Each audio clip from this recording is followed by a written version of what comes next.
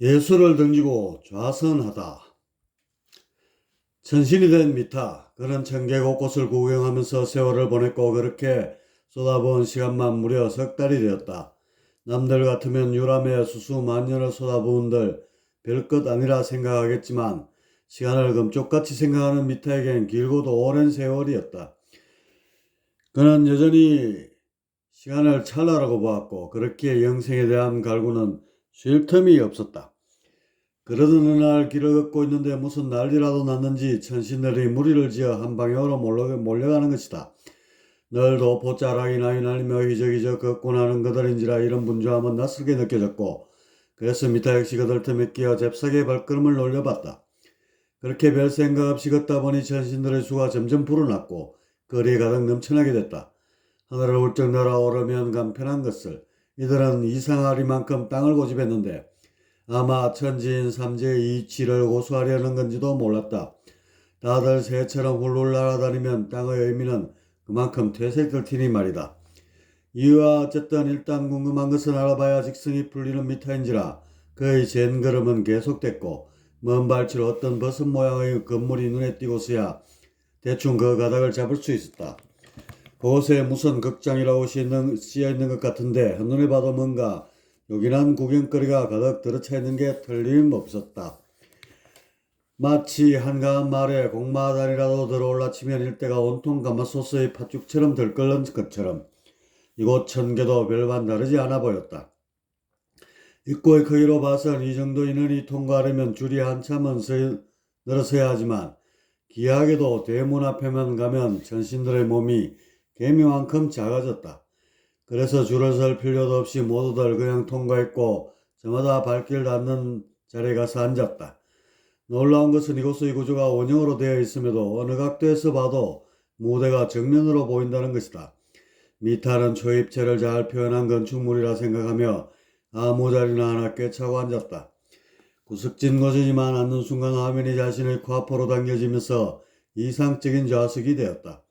잠시 뒤 좌중이 고요하게 자리들자 공연이 시작되었다. 미타는 처음 접하는 것이어서 내심 기대를 하였고 특히 이곳의 수행문화를 예술로서 표현해 주기를 은근히 바랐다. 공연을 즐기면서 이런저런 양질의 정보도 얻어갈 심산이었다. 근데 무대의 주제를 알리는 전광판에 글씨가 새겨지자 미타는 고개를 살짝 저으며 실망스러운 표정을 내비치고 말았다.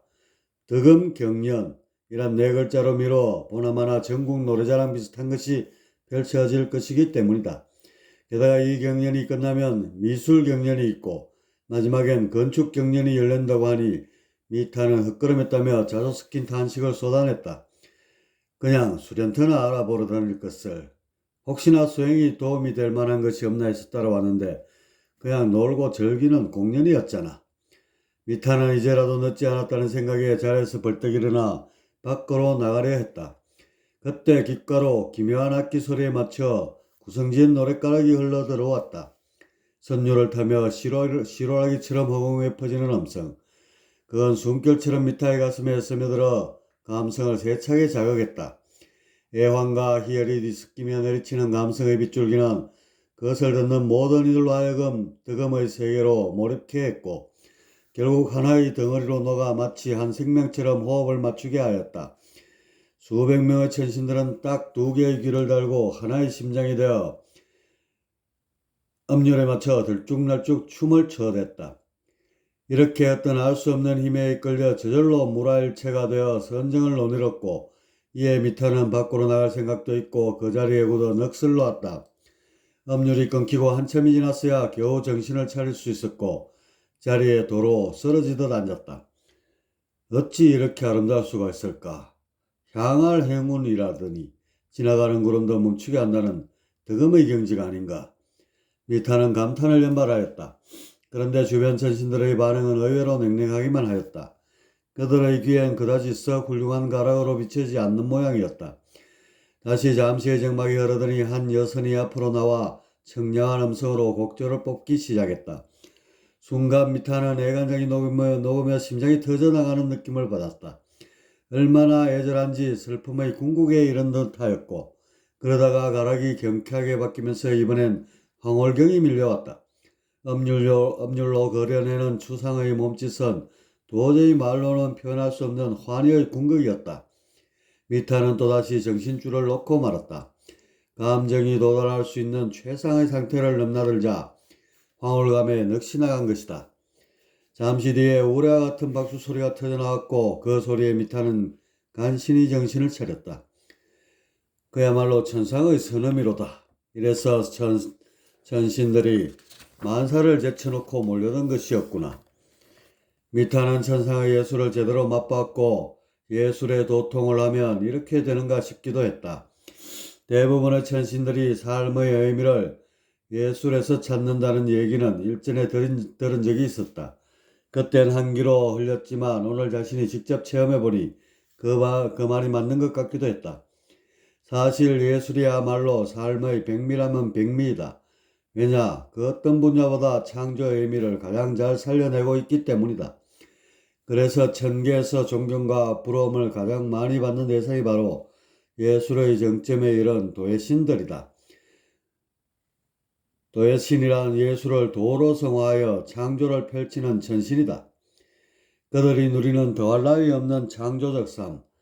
어찌 보면 절대경에서 한 생각 일으켜 상대계를 만들어낸 이유가 여기에 있는지도 모를 일이다. 미타는 그렇게 넋을 잃고 선음경련을 끝까지 들었다. 그리고 나름대로 평가를 하여 의자에 부착된 기장에 기록했다. 그것들이 모여져서 최고의 도예신을 선출하게 되고 그는 명장이란 타이틀을 거머쥐게 될 것이다. 잠시의 휴식 시간이 지나자 다시 경연이 시작되었다. 이번에는 미술 경연 차례이다. 미술 경연?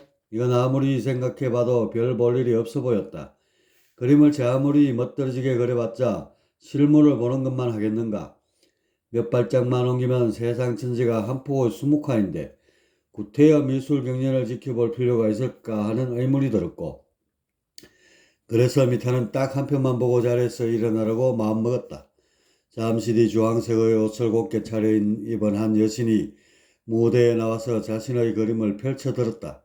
그 순간 미타의 눈이 번쩍 뜨어졌고 턱이 힘없이 떨어졌다. 산수화였는데 이게 그냥 평면적 그림이 아닌 까닭이었다. 3차원은 2차원 평면에다 그림을 그린다. 마찬가지로 한 차원 높은 4차원은 3차원 입체에다 그림을 그리게 된다. 난생 처음 보는 입체의 그림이 영혼을 휘감으며 경이롭게 펼쳐진 것이다. 이게 다가 아니었다. 그림의 내용물이 마치 살아있는 듯 연실 꿈틀대는 것이다. 깎아지른 벼랑과 기암 개석들이 살인문처럼 늘어서 있고 그 사이사이로 도화를 씌운 폭포수가 하염없이 쏟아진다. 이때 불어오는 바람을 타고 온갖 꽃향이 주변을 가득 메우고 그 앞에 펼쳐진 너른번엔 천조들이 서천하며 비상을 즐긴다. 이런 풍경이 비단 눈만 즐겁게 해주는 것이 아닌 게 폭포수가 일으키는 세찬 몰보라가 미타의 자리까지 넘나들며 뺨을 시원하게 적셔주고 그림 속에서 불어오는 바람에 온갖 향내가 묻어 묘한 기분을 불러오게 하는 것이다. 경치 좋다는 온갖 곳을 빠지지 않고 돌아본 미타였건만 그림 속의 풍광만은 못하다는 생각이 들었다. 미타는 선음을 들을 때처럼 넋을 잃고 예술의 경지 속으로 흠뻑 빠져들었다. 그렇게 한참을 몰입해 있다가 갑자기 그림이 사라지는 통에 정신을 차릴 수 있었다. 관람 시간이 끝난 것인데 이번에도 다른 신들의 반응이 영 시원치가 않았다. 그렇다면 도대체 이보다 아름다운 그림은 어떻다는 것인지 미타의 호기심이 머리를 들어젖혔다. 잠시 기다리고 있으려니 또 다른 그림이 전시되었다. 흐름한 배기를 펑퍼짐하게 걸치고 나온 노인의 꿀이 흡사 밭가는 농부를 연상케 했는데 그가 펼쳐던 그림 역시 비슷한 분위기였다. 신선이 산다는 무릉도원을 그림으로 옮겨 놓았는데 도가서에 흔히 나오는 글귀에 예술적 혼을 가미하여 작품을 그려낸 듯 했다. 그림이 허공을 떠서 유유히 회전을 하더니 동문이 열렸다. 그 안을 들여다보니 얼음 녹은 춘수가 들판을 날리며 곳곳에 호수를 이루는 가운데 백화는 만발하고 초목은 다투어 새싹을 틔운다. 상상의 앵무새와 공작새는 수양버들 위에서 놀고 드문드문 보이는 농부님네들은 곳곳에서 밭과 논을 갈며 가끔씩 허리를 펴고 이마에 구슬땀을 훔친다. 비리 부는 아이들은 무리지어 실록속을 헤매며 산채를 캐기에 바쁘고 삽살개는 꼬리를 흔들며 긍중긍중 뛰어오른다. 다시 난문이 열려서 그 안을 들여다보니 청청의 구름이 봉우리를 감싼 가운데 수목은 무성하고 계곡물은 콸콸 넘쳐난다. 긴 매는 농부의 손길은 분주하고 피사하는 행인들은 숲 그늘을 찾아 헤맨다. 물장 고치며 뛰노는 아이들과 한가로이 부채질하며 바둑 두는 노인네들, 휘어진 포도 덩굴과 얽어진 달의 덩굴, 그 사리를 오가며 요란을 떠는 매미, 고단한 어흥원 물가에 누워 단잠을 청한다. 다시 서문을 열려 그 안을 들여다보니 가을 달빛이 소설이 휘날리고 단풍이 찬란하여 봉우리마다 영롱하도다. 국화는 향기로워서 골짜기마다 황홀하며 전답이 풍성하여 황금의 물결을 이룬다. 한없이 높은 천공을 가로질러 한물의 기러기는 어디론가 날아가고 맑은 물결에 뛰노는 물고기는 생동감이 넘쳐난다. 원두막에 누워 과일을 입에 물고 독서를 즐기는 촌부들, 저 멀리 들판의 아낙네들은 약초를 캐다 멈추어 들꽃의 향기에 취해 해맑은 미소를 짓는다. 다시 북문이 열려 그 안을 들여다보니 동녀의 빛을 따라 눈부신 평원이 펼쳐지는데 낙엽 쌓인 초목 위에 온설이 백설이 휘날리고 털옷 입은 행인들은 어디를 가는지 창공을 잊었는 연들과 얼음판을 가르는 쇠날 달린 나무판, 그 속에 까르르거리는 아이들의 웃음소리, 가끔씩 불어오는 차가운데 차가운 한기에 흩어지는 눈보라와 청청 쌓인 백설이에 어젓한 백송이여. 오늘은 무슨 음식을 해먹으려는지 두 부부가 초막을 걷고 땅속에 묻은 무언가를 열심히 캐낸다. 추나 추동 사계절이 계속해서 돌아가면서 사시의 풍경을 펼쳐놓는데 이게 끝이 아니었다. 이후 계속해서 횟수를 거듭했고 세월에 따른 변화까지 세밀하게 묘사하여 보는 이들의 심금을 울리게 했다. 어떤 이런 그런 풍광 속의 소년이 되어 산천을 뛰어다녔고 또 어떤 이는 백발의 노인이 되어 원두막에 앉아 과일을 입에 물고 바둑을 두었다. 이렇듯 관람하는 모든 이들의 정신을 화폭에 담아 어우러지는 즉 대동의 경지가 기가 막히게 뽑아낸 것이다. 미타 역시 그림송을 몇 번이고 왕래하며 격한 감동의 탄성을 질러댔다. 소박한 인간의 삶이야말로 진정한 성경이 아니겠는가. 별류천지 비인간이 저 멀리 있는 것이 아니도다. 미타는 가슴 저 깊은 곳 어딘가에 맺혔던 뭔가가 뻥 터져 나오는 상쾌함을 느꼈다. 그러면서 미타는 깨달았다. 예술로서 감정의 최적화를 이끌어내고 이로써 환희는 물론이고 무라일체의 경지로 끌어올릴 수 있다는 사실을. 이번 작품은 그래도 반응이 괜찮은 모양이다. 처음 것보다는 박수 소리가 좀 더 크게 들려왔다. 이후에도 계속해서 기상천외한 작품들이 줄을 이었다. 심지어 지옥을 묘사하여 사람들을 공포로 몰아넣은 작품도 있고 천상대전을 주제로 하여 역사를 되새기게 하는 작품도 있었다. 마지막 작품을 보고 있자니 자신도 저런 역사화의 한 장면이 될 수 있을까 하는 생각이 문득 일어났다. 이제야 미타는 왜 신들이 예술에 그토록 열광하는지 알았다. 흔히 천신들이 불감, 예적, 절연, 인멸이란 말을 한다. 예술의 흥미를 잃게 되면 이때부터 모든 상대계의 인연이 끊어지고 인멸로 향하게 된다는 뜻이다. 쉽게 말해 예술을 등지는 순간이 오면 늙어서 죽을 때가 되었다는 얘기다. 이처럼 천상세계에서 차지하는 예술의 비중은 지대하다. 삶이 예술이고 예술이고 삶인 것이다. 남녀의 애정도 예술이고 전쟁 또한 예술이다. 모든 것을 예술로 보고 예술로 성화시킨다. 따라서 예술을 모르는 신은 그 격을 한 단계 낮추어 본다. 상대계의 기본적 묘리조차 터득하지 못한 애송이로 취급받는 것이다. 미타는 미술 경연을 다 보고 나서야 비로소 예술의 가치를 인정하게 되었다. 마음이 순화되고 성정이 자유로워지는 듯했고 어렴풋이나마 창조의 의미도 알 것만 같았다. 이렇게 가끔씩 예술을 접하다 보면 부지불식 중 수행도 부쩍 늘게 되지 않을까 하는 기대감마저 들었다. 이때 아차 하는 생각이 미타의 뇌리를 스쳤다. 그건 심히 날카로우면서도 매서웠다. 이거 혹시 마약 아닌가?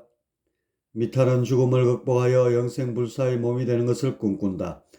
그러려면 무엇보다 지혜를 발달시켜 전지의 경지에 도달해야 한다. 전지란 실존에 대해 아는 만큼 시공의 벽은 소멸되고 영역은 확장된다. 따라서 머릿속에 의문이 일모도 없게 되는 전지에 이르게 되면 자연히 시공을 초월한 영생불사의 존재가 된다. 설령 실존을 보거나 체험했다 해도 전지가 뒷받침되지 않으면 그 깨달음이란 것이 세월의 추위 속에 모래성처럼 허물어지게 된다. 따라서 모르면서 깨닫는 법은 세상 어디에도 존재하지 않는다.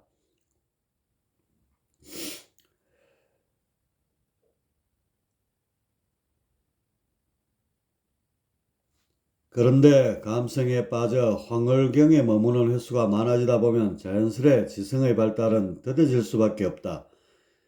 전신에 머물 것이라면 예술이야말로 최상의 가치가 될 것이다. 하지만 그 이상을 넘본다면 얘기는 달라진다. 감성을 풍부히 하는 예술은 자칫 나의 발목을 잡을 수도 있으리라. 이렇게 생각한 미토는 자리를 박차고 일어났다. 하지만 엉덩이가 의자의 달싹부터 떨어지지 않는 것이다. 미타는 예술에 대한 미련이 잠옷 깊다는 사실을 인지하고는 어금니를 살이 물었다.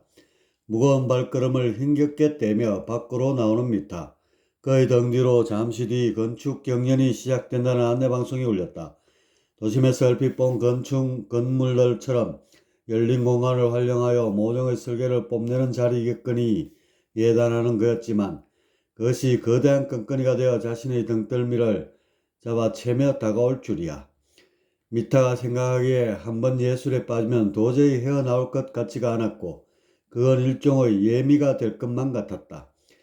인간계에서의 수행은 권력을 탐하는 권마와 재물을 탐하는 전마, 그리고 여색을 탐하는 생마 등이 유력한 장애물인데 반해 천계에선 단연코 예마라는 생각이 들었다. 원래 마자가 붙는 것은 그만큼 매혹적이라는 반증이고 이것을 좋은 방향으로 유도하면 창조의 진료가 되기도 한다.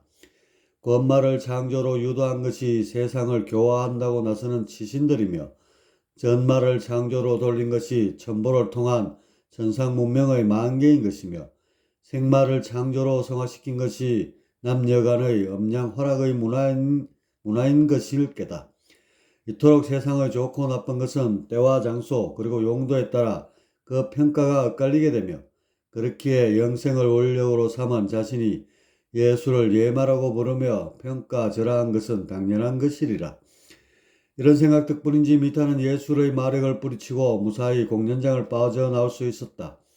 바깥 대문을 통과할 때 그 옆 벽면에 붙여진 대자보가 스치듯 눈에 감겼다. 다음 주에는 무예 경연과 다도 그리고 음식 박람회를 한다고 쓰여 있었다. 다도 경연에 약간 구미가 담겼지만 자신의 급박한 처지를 상기하고는 이내 마음속에서 지웠다. 창조를 끊임없이 펼쳐놓는 예술이며 더없이 훌륭하고 거룩하도다. 하지만 지금은 그대와 더불어 창조를 만끽할 때가 아니니 먼 훗날 대각을 이룬다면 기필코 다시 찾으리라. 미타는 시인지 넋두리인지 알 수 없는 말을 중얼거리고는 숲속으로 난 오솔길을 타기 시작했다. 주변 산세를 살피며 수행에 적합한 틀을 물색하려 함이었다. 이제 볼 것도 들을 것도 충분했다고 생각한 미타였기에 그의 관심은 오로지 한 곳으로만 좁혀졌다. 죽음과 영생.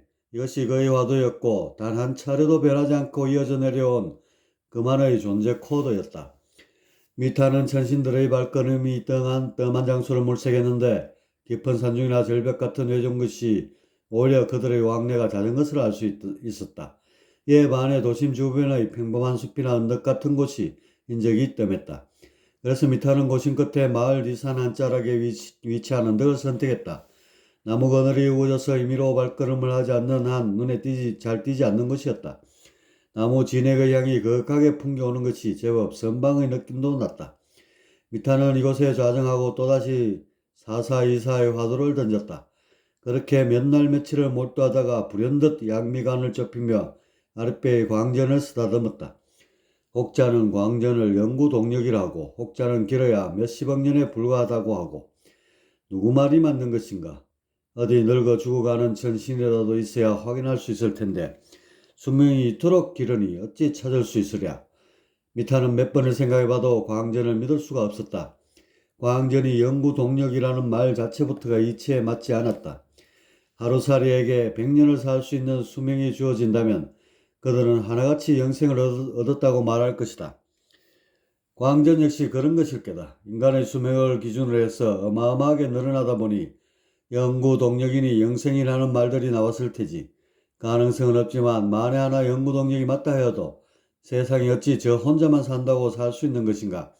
천지인삼합으로 둥글어가는 바 하늘과 땅이 무너지면 어쩔 수 없이 그 틈바구니에 낀 생명도 소멸하는 것이 자연의 이치일 터. 그렇게 광전을 믿어서는 분명 커다란 낭패를 보고 말 것이다.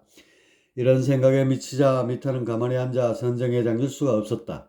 얼마 후 죽게 된다는 생각이 뇌리를 흔드니 또다시 안절부절 못하게 되었고 늘 초연함을 얼굴에 달고 사는 천신들의 모습을 고려하면 이런 자신의 초조함은 자칫 천신들의 비웃음을 살 수도 있는 일이었다.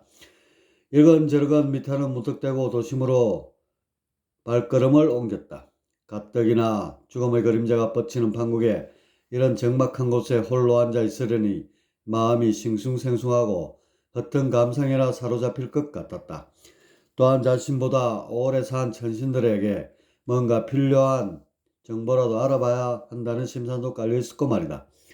도심을 건너라니 얼마 전 보았던 천신들하고 그 분위기가 너무도 많이 달라 있었다. 전엔 틀림없이 고고하고 잔인하게만 보였던 그들인데 지금은 죄다 죽음의 그림자를 하나씩 뒤집어 쓰고 있지 않은가. 그들의 표정은 여유가 넘치고 환희가 묻어났지만 미타가 보기엔 정말 그랬다. 즐거움 뒤에 더해진 그늘에 곧 죽음이란 팻말이 붙어있는 것이었다. 눈 깜짝할 사이에 죽어 없어질 자들이 어찌 이리도 태연하단 말인가. 다시 미타의 고질병이 도지는 순간이었다. 하지만 천신이나 돼가지고 대충 지레짐작으로 판단하고 대체해서는 안 될 것이다. 뭔가 분명한 자료에 근거하여 수행을 해도 해야 할 터. 그래서 미타는 중요한 정보를 알고 있을 법한 천신들을 수소문하기 시작했다. 예술과 담을 쌓고 지내면서 도학의 고급 정보를 지니고 있는 천신들. 그런 자들을 위주로 탐문하였지만 어째 흔치가 않았다. 거의 다가 예술 외엔 도대체가 관심이 없어 보였다. 이곳은 예술밖에 없는 세상이구나. 오염이 돼도 너무 오염이 되었어. 미타는 가슴을 치며 탄식했다. 이런 미타의 기행은 알게 모르게 소문이 났고 다들 미타 보고 한마디씩 던지는 분위기가 됐다.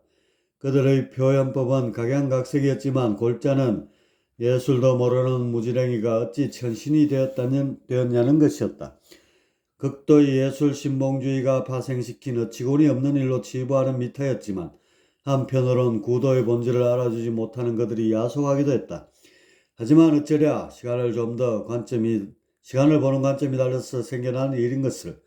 그들은 길게 보지만 자신은 총각으로 보기에 여기서 괴리가 생겼고 이 작은 차이는 훗날 반드시 거대한 격차로 벌어지게 될 것이다. 그렇게 미타는 남들과 어울리지도 못하고 외톨이로 뚝 떨어져 수련터에서 뭉거적거리며 지내게 됐다. 하루의 생활이라는 게 앉아서 명상 좀 하다가 좀 있으시면 일어나서 주변을 소유하고 그러다 콧바람이라도 쐬고 싶으면 숲속 깊이 날아갔다 오는 것이 다였다. 이런 생활이 하루 이틀 반복되니 지루한 감도 없지 않았고 가끔은 예술 경연에 대한 주체할 수 없는 호기심과 싸워야 하기도 했다. 하지만 이미 구도에 대한 자신의 본색을 드러낸 마당에 지금 와서 저들과 어울릴 수는 없는 노릇이었다. 하기야 곧 죽게 될 시체들과 말을 섞은들 그것이 뭔 소용이겠는가.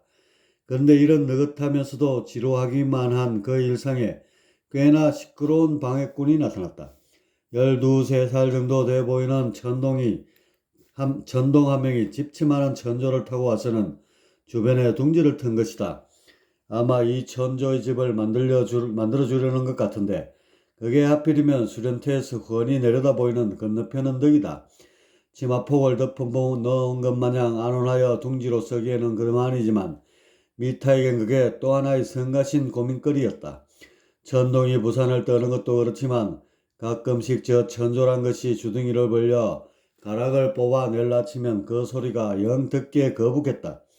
가급적이면 남일에 참견하지 않는 것이 천계의 풍토인지라 미타는 꾹 눌러 참았다. 허나 가뜩이나 죽음의 문제로 골치를 새기는 판인지라 그게 말대로 쉽지만은 않았다. 그렇다고 애써 잡은 자리를 비우고 땅 구석을 알아보자니 그것도 기분이 썩 내키지 않았다. 이래저래 애만 태우고 있던 중 하루는 그 천동이 슬그머니 자신의 자리를 엿보는 것이다.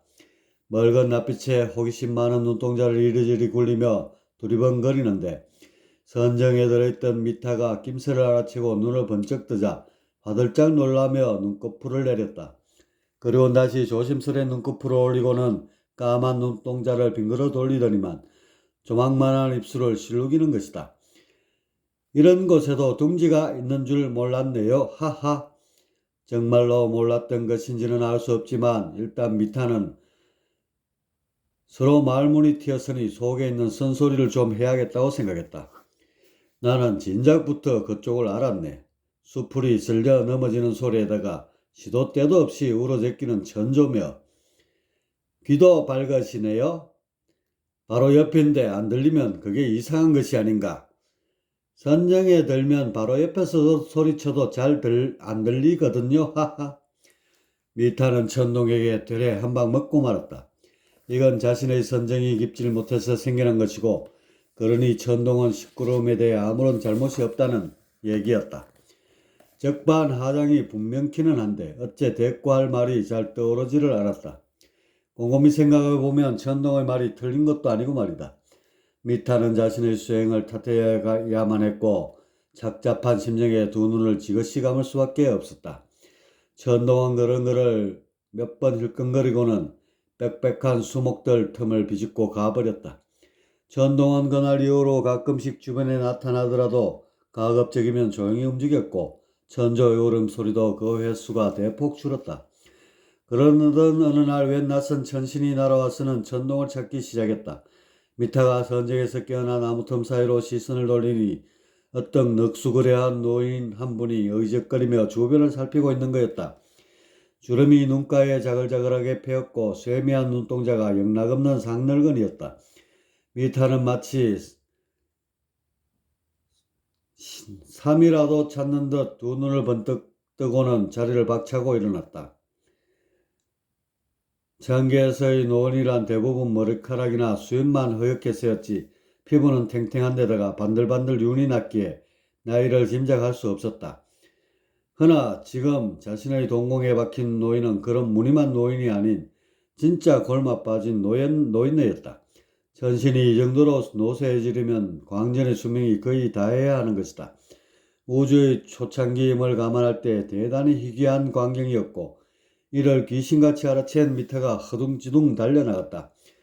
어르신, 천조를 타고 노리는 천동을 찾으시나 보죠. 미타가 삭삭한 어조로 말을 붙여왔다. 손주 녀석인데 허구한 날 싸돌아다니기 바쁘네요. 허허.